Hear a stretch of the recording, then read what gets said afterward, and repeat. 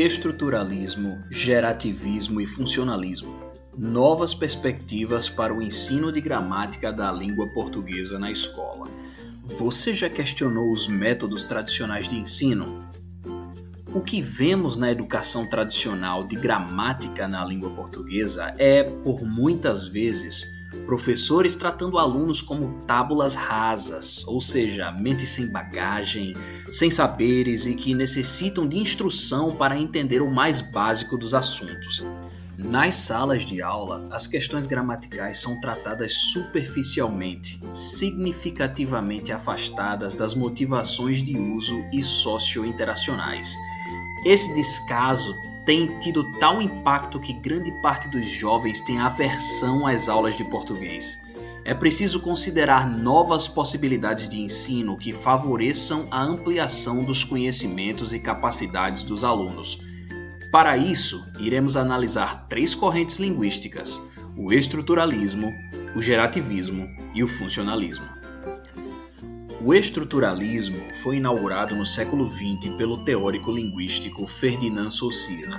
O estruturalismo sustenta que a atividade humana e tudo o que advém dela é construído.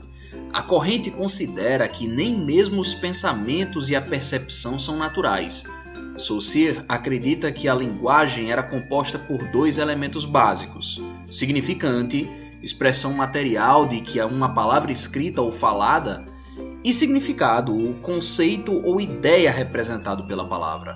Sendo assim, a língua é uma estrutura ou sistema.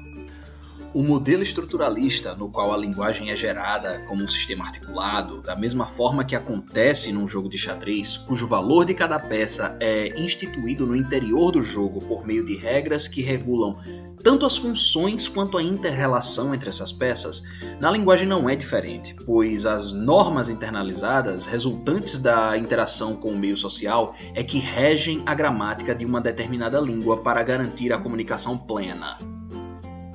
O gerativismo parte do pressuposto que há um componente inato especializado que auxilia na aquisição de uma ou mais línguas.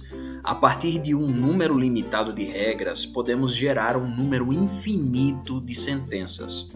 Considera que a nossa capacidade de fala é inata. Precisamos apenas ser expostos à língua. Só que precisamos ser expostos antes de um período crítico, antes da puberdade, pois o nosso cérebro perde a capacidade de aprender uma língua de forma inata e é então que precisamos ser ensinados.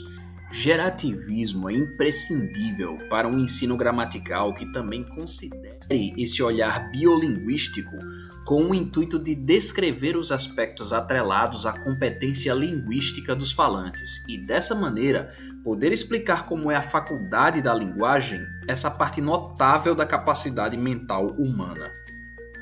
Nesse panorama, a gramática gerativa chomskiana surge e traz consigo o conceito de inatismo, que possibilita ao professor enxergar o aluno de maneira contemplativa, não mais como uma tábula rasa, mas como um ser detentor de um vasto conhecimento intuitivo que inconscientemente proporciona uma compreensão impressionante sobre o sistema linguístico.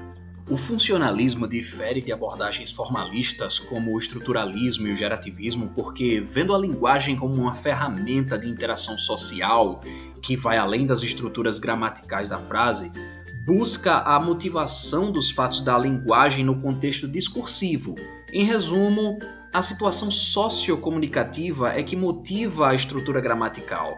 Em outras palavras, as regras da gramática são modificadas pelo uso, isto é, as línguas variam e mudam, e portanto é necessário observar a língua como ela é falada. O estruturalismo, o gerativismo e o funcionalismo são aspectos fundamentais que, embora analisem aspectos linguísticos de perspectivas fundamentalmente diferentes, juntos podem contribuir significativamente para a reformulação do ensino tradicional da gramática, que ainda prevalece nas escolas. A intenção é fomentar no aluno a ampliação da criticidade, a autonomia e a formação da cidadania plena. Uma série de experiências que estimulem uma aquisição mais consciente das realidades internas e externas da linguagem, não sendo mais tratado como tábula rasa. O professor o vê como detentor de conhecimento. Por fim, o estruturalismo contribui para a compreensão das relações estruturais internas da linguagem. O saber, composição, condicionantes, associações entre componentes linguísticos, bem como a compreensão das relações sintagmáticas e paradigmáticas fundamentais para a análise estrutural da língua. O gerativismo, por sua vez, lança um olhar mais profundo sobre essa estrutura da linguagem ao considerar a habilidade inata da linguagem, em que o professor estimula o aluno a explorar sua criatividade na construção de frases e que esse conhecimento tácito da linguagem vem com ele. Não sem antes lembrar, ele entenderá apenas como esse aparato biológico funciona para ajudá-lo a interagir na sociedade.